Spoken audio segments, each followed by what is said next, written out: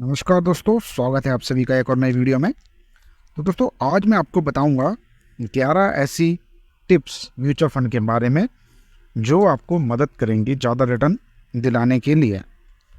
जैसा कि सभी जानते हैं कि इस समय हमारे देश में म्यूचुअल फंड काफ़ी ज़्यादा पॉपुलर इन्वेस्टमेंट ऑप्शन बन चुका है, क्योंकि इसके अंदर निवेश करना काफ़ी आसान भी होता है और हर महीने एक निश्चित रकम म्यूचुअल फंड में बैंक से ऑटो डेबिट हो जाती है। तो हमें कोई भी ज़्यादा रिस्क लेने की ज़रूरत नहीं होती है, ना ही ज़्यादा रिसर्च की ज़रूरत होती है, ना ही ज़्यादा सोचने समझने की ज़रूरत होती है। और अच्छा खासा रिटर्न म्यूचुअल फंड इंडस्ट्री में हमारे देश में इस टाइम पे काफ़ी अच्छा रिटर्न मिल रहा है। म्यूचुअल फंड से काफ़ी बूम पर है हमारी स्टॉक मार्केट भी और म्यूचुअल फंड इंडस्ट्री भी। तो चलिए जानते हैं वो 11 टिप्स कौन कौन से हैं जिससे हम ज़्यादा रिटर्न बना सकते हैं मार्केट में। नंबर 1, किसी भी म्यूचुअल फंड में SIP शुरू करने से पहले आप फंड के ऐतिहासिक प्रदर्शन को जरूर रिसर्च करें। लंबे समय तक लगातार और अच्छे प्रदर्शन करने वाले फंड में ही निवेश करें। तो जिस फंड में आप निवेश करना चाहते हैं, जो आपको लगता है कि ये फंड अच्छा आपको इन्वेस्टमेंट पे रिटर्न दे सकता है, तो आप उसका एक बार हिस्ट्रिकल परफॉर्मेंस ज़रूर देखें कि वो फंड, उसकी इंसेप्शन डेट क्या है, कब वो फंड चालू हुआ था और तब से लेके अब तक उसने कितना रिटर्न दे दिया है।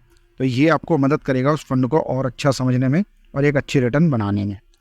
नंबर 2, कम एक्सपेंस रेशियो वाले ही फंड का चुनाव करें।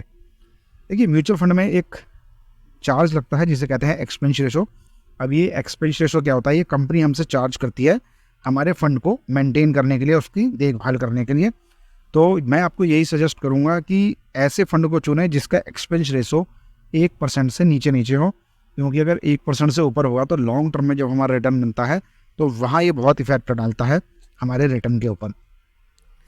नंबर 3, फंड मैनेजर का अनुभव और विशेषज्ञता फंड के प्रदर्शन को महत्वपूर्ण रूप से प्रभावित करता है। इसीलिए फंड मैनेजर का ट्रैक रिकॉर्ड जरूर चेक करें। देखिए, जैसे कि हमारे देश में अभी भी हुआ था, आपने देखा कि क्वांट म्यूचुअल फंड में फ्रंट रनिंग का मामला आया था। तो फंड मैनेजर एक ऐसी चीज़ होता है जो फंड को मैनेज करता है और उसे कंपनी की A to Z सारी जानकारियाँ, छोटी से बड़ी, सभी होती हैं।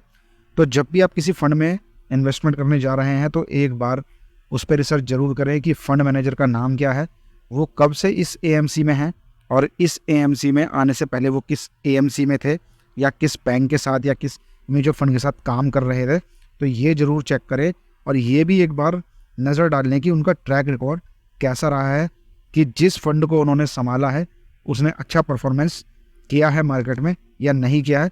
तो ये ज़रूर एक बार आप चेक कर लें। नंबर 4, ये सुनिश्चित कर लें कि फंड जोखिमों को कम करने के लिए सही से उसका डाइवर्सिफिकेशन किया गया है या नहीं किया गया है। इसको थोड़ा और डिटेल में समझते हैं। देखिए, होता क्या है, म्यूचुअल फंड तरह तरह के स्टॉक में पैसे लगाता है। तो एक बार आप ये ज़रूर करें कि उसका डाइवर्सिफिकेशन कैसा है। आप जिस म्यूचुअल फंड में पैसे लगा रहे हैं वो AMC आपका पैसा किन किन स्टॉक में लगा रहे हैं। कहीं ऐसा तो नहीं कि किसी एक सेक्टर में पर्टिकुलर उन्होंने आपका पैसा लगा दिया।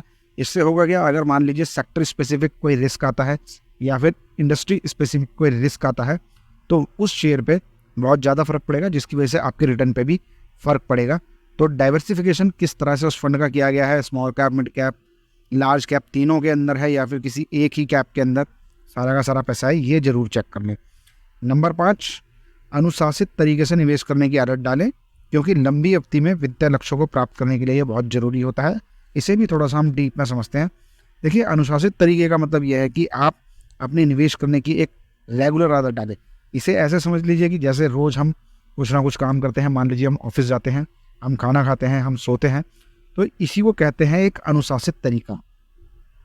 मतलब कि ऐसा ना करें कि आपने लगातार 5 महीने SIP भरी, छठा महीना आपने सोचा कि यार पैसे नहीं है, कोई बात नहीं, इस बार स्किप कर देता हूँ, अगली बार डाल दूंगा जब पैसे आएंगे। तो भाई ऐसा बिल्कुल ना करें। अगर आपने इन्वेस्टमेंट शुरू करी है तो एक डिसिप्लिन वे में इन्वेस्टमेंट करें। बीच में अपनी SIP को छेड़छाड़ ना करें, ना उसे स्किप करें, ना उसे रोकें। ऐसा ना करें कि एक महीने आपने छोड़ दिया, अगले महीने आपने 2000 डाल दिए, फिर 2 महीने छोड़ दिया, फिर अगले महीने आपने 1000 डाल दिया। तो ऐसा ना करें, बिल्कुल डिसिप्लिन वे में चलें, तभी एक अच्छा रिटर्न आपको मिल सकेगा। नंबर 6, SIP शुरू करने से पहले अपने फाइनेंशियल गोल को फिक्स जरूर करें।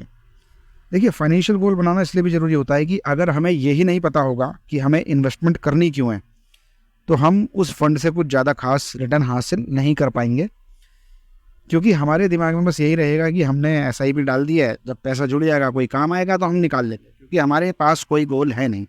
अगर आप ये भी चाह रहे हैं कि मैं एक इमरजेंसी फ़ंड बनाऊं जो मुझे इमरजेंसी में काम आए, तो कम से कम उसमें 6 महीने या 1 साल तक आप इन्वेस्टेड रहें। यानी कि आपके पास एक गोल होना चाहिए कि हाँ, मुझे इमरजेंसी फ़ंड बनाना है और 6 महीने या 1 साल के लिए बनाना है। इसी तरह से अगर आपके कोई और भी फाइनेंशियल गोल है, जैसे आपको घर लेना है, गाड़ी लेनी है, मोटरसाइकिल लेनी है, कोई फ़ोन लेना है, कोई और आपका ड्रीम है कि ड्रीम वेकेशन पे जाना है, तो इस तरह का गोल अपने माइंड में पहले से सेट करके चलें, ताकि आपको अच्छे रिटर्न मिलने में सहायता मिले। नंबर 7, जोखिम और वित्तीय लक्ष्यों में फिट बैठने वाली सही म्यूचुअल फंड का चुनाव करना बहुत महत्वपूर्ण होता है। अलग अलग फंडों में जोखिम के अलग अलग स्तर होते हैं, इसलिए सही म्यूचुअल फंड का चुनाव ज़रूर करें।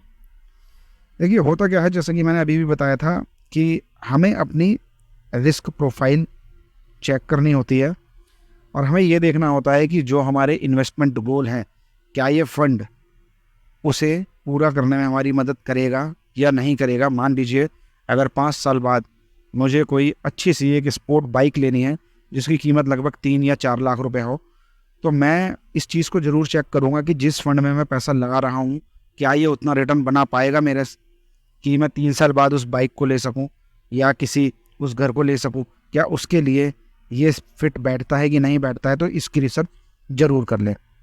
नंबर 8, अनुशासित निवेश के लिए ऑटो डेबिट मोड का उपयोग करें, जिससे निर्धारित तिथि पर एक एसआईपी राशि बैंक खाते से काट ली जाती है। तो इस पॉइंट को भी थोड़े डिटेल में मैं आपको बता देता हूँ। देखिए, होता क्या है, जब भी हम एसआईपी शुरू करते हैं, तो जैसे कि मान लीजिए हम अपनी मंथली कोई कार या हाउस की ईएमआई कटाते हैं बैंक से, वो ऑटोमेटिक कट जाती है। हमें अपनी तरफ से कोई भी यूपीआई या वैसे पेमेंट चेक से या कार्ड से नहीं करनी होती है। तो उसी तरह से जब भी आप एसआईपी करते हैं, जिस ऐप के थ्रू करते हैं, तो वहाँ एक बैंक मैंडेट लगाया जाता है, ठीक है। उसके बाद होता क्या है कि जिस डेट को आपको पैसे कटवाने हैं एसआईपी में और जितने रुपए कटवाने हैं, मान लीजिए कि मैंने अपनी 1000 रुपये की एसआईपी किसी फंड में ऑटो डेबिट डाली और हर महीने की 10 तारीख को डाली, तो ऑटोमेटिक वो मेरे बैंक अकाउंट से कट के उस फंड में इन्वेस्टेड हो जाएंगे। मुझे अपने पास से कुछ भी करने की ज़रूरत नहीं होगी। तो ये भी बहुत ज़्यादा ज़रूरी होता है एक डिसिप्लिन इन्वेस्टमेंट के लिए, ताकि ज़्यादा हम रिटर्न को कमा सकें। इसके बाद हम आते हैं नंबर 9 पे। एसआईपी शुरू करने के बाद बीच बीच में अपने पोर्टफोलियो को रीबैलेंस भी करें, तभी आपको ज़्यादा रिटर्न मिल पाएगी। देखिए, इसको थोड़ा सा डीप में हम समझते हैं। मान लीजिए कि आपने कोई फ़ंड चालू करा और उसे 1 साल पूरा हो गया, लेकिन आपने उसमें कुछ नहीं किया। मान लीजिए आपने 1000 रुपये की एसआईपी करी, टोटल आपके 12,000 हुए। अब उस पर अगर मान लीजिए आपको एनुअली 15% रिटर्न मिल जाता है, तो वहीं पर आप ना रुकें। अगर आपको अच्छा खासा रिटर्न मिल रहा है ना, तो भी हमें उसे रीबैलेंस करने की ज़रूरत है। अदरवाइज़ आप देखेंगे कि जहां उसे 13वां महीना लगा, वहां से उसको रिटर्न थोड़ा सा डाउन होने लग जाता है, या फिर एक स्टेबल आ जाता है 6-7% के आसपास, और ज़्यादा वो नहीं निकाल पाता है फंड। तो उसका रीज़न यही होता है कि बहुत से लोग अपने फंड को रीबैलेंस नहीं करते हैं। तो जब भी अगर आप देखें कि आपको पहले साल में बहुत ज़्यादा रिटर्न मिल रहा है, मान लीजिए उम्मीद से ज़्यादा रिटर्न मिल गया आपको, तो अपनी कुछ यूनिट्स को बेच दीजिए और उन पैसों को अपने बैंक में ही रखे रहने दीजिए, ताकि वो दोबारा उसी फंड में री इन्वेस्टमेंट हो सके। तो रीबैलेंस करना भी बहुत ज़रूरी होता है। तो समय समय पर बीच बीच में, मान लीजिए 3 महीने, 6 महीने या साल भर में एक बार ज़रूर अपने म्यूचुअल फंड को आप अपनी इन्वेस्टमेंट को रीबैलेंस कीजिए। नंबर 10, अब होता क्या है, देखिए, बाज़ार जो होता है ना, ये कभी भी एक जैसा नहीं रहता। कभी कभी ऐसा भी देखा जाता है कि पूरे हफ्ते भर बाज़ार में तेज़ी होती है, मार्केट बहुत ऊपर जाती है, अच्छा खासा रिटर्न बढ़ता है। और कभी कभी ऐसा भी देखा जाता है कि लगातार 2-2 हफ्ते तक मार्केट गिरती रहती है और हमें बहुत सारा नुकसान भी झेलने को मिल जाता है। तो इस इमोशन से बचें, क्योंकि बहुत सारे लोग क्या होता है कि इमोशन में आकर अपनी इन्वेस्टमेंट को निकाल देते हैं, चाहे उन्हें फ़ायदा हो या फिर उन्हें घाटा हो। तो ऐसा भी देखा जाता है कि इमोशन में अगर आप बह जाओगे ना, तो आप अच्छा रिटर्न नहीं बना पाओगे। आप ये याद रखें कि जिस तेज़ी से मार्केट गिर रही है, उससे दुगनी तेज़ी से मार्केट ऊपर ज़रूर जाएगी, और ऐसा हमेशा होता आया है। तो भावनात्मक निवेश से बचें, मतलब कि इमोशन में आपको इन्वेस्टमेंट नहीं करनी है, डिसिप्लिन करनी है, ज़्यादा दिमाग पे जोर नहीं देना है। अगर जो भी मार्केट में चलना है चलने दीजिए, थोड़ा सा सब्र हमें रखना पड़ेगा, पेशेंस रखना पड़ेगा, तभी हम यहाँ पे अच्छा रिटर्न निकाल पाएंगे। नंबर 11, मान लीजिए आपका प्रमोशन होता है ऑफिस में, तो अपनी आय बढ़ने के साथ साथ एसआईपी की भी रकम को बढ़ाएं। उसको थोड़ा सा डीप में और समझ लेते हैं। देखिए, मान लीजिए आपका सैलरी में इंक्रीमेंट होता है और आपने 1000 रुपये की SIP कर रहे, तो अगर मान लीजिए ईयरली आपका 1% भी इंक्रीमेंट हो रहा है, तो मैं आपको यही सजेस्ट करूंगा कि अपनी SIP को 10% से जरूर बढ़ाएं। मान लीजिए आपने 1000 रुपये महीने की SIP करी हुई है और हर साल आपका इंक्रीमेंट हो रहा है, तो अपनी SIP को भी आप हर साल 10% की अमाउंट से जरूर बढ़ाएं। यानी कि अगर आपने 1000 रुपये की SIP कर रही है, तो 1 साल बाद जब भी आपका इंक्रीमेंट होता है, आप उसे 10% से बढ़ा दें, यानी कि वो 1000 रुपये की SIP आपकी 1100 रुपये की हो जाएगी। तो ज़्यादा बोझ भी हमारी जेब पे यहाँ नहीं पड़ेगा। तो इसे हम ऐसे भी समझ सकते हैं कि स्टेप अप SIP भी हम ले सकते हैं, जिसमें ऑटोमेटिक अगर हम सेट कर देते हैं स्टेप अप SIP, तो हर साल वो अपने आप बढ़ती है, चाहे हम उसे 1% पे सेट कर दें या 10% पे, तो ये भी ज़रूरी होता है। तो दोस्तों, ये थे हमारे कमाल के वो 11 टिप्स, जो सुनने में तो काफ़ी छोटे लगते हैं लेकिन असर बहुत ज़्यादा बड़ा डालते हैं हमारे रिटर्न पे। तो इन्हें ज़रूर आप ध्यान में रखें जब भी आप SIP में इन्वेस्टमेंट करते हैं, और अगर ज़्यादा आपको रिटर्न निकालना है तो, क्योंकि ऐसा हम ही नहीं, काफ़ी सारे बड़े बड़े दिग्गज भी इसी बात को बोलते हैं। तो दोस्तों, फिलहाल के लिए इस वीडियो में इतना ही। उम्मीद करता हूँ वीडियो आपको अच्छी लगी होगी। तो वीडियो को लाइक करें, शेयर करें और चैनल को सब्सक्राइब करें। जल्दी ही करेंगे आपसे मुलाकात किसी और नई वीडियो के साथ।